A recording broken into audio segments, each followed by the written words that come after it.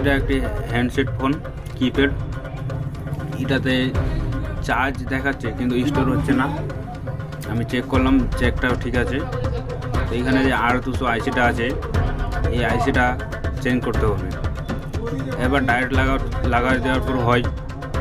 তো আমি একটা অন্য বোর্ড থেকে খুলে নেব, আমার কাছে আছে অলরেডি।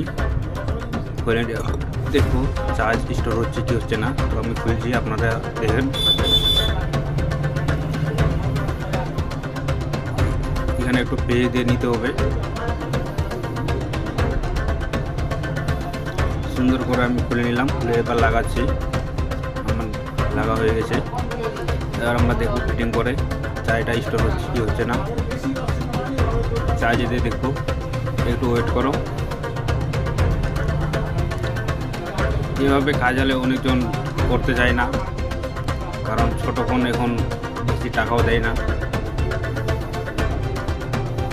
তো আমরা করে থাকি কাজগুলো। তো আমরা সুইচ অফ করে দেখবো এখন চার্জ হচ্ছে কি হচ্ছে না, স্টোর দেখাচ্ছে কি দেখাচ্ছে না। এই দেখতে পাচ্ছ স্টোর হয়েছে।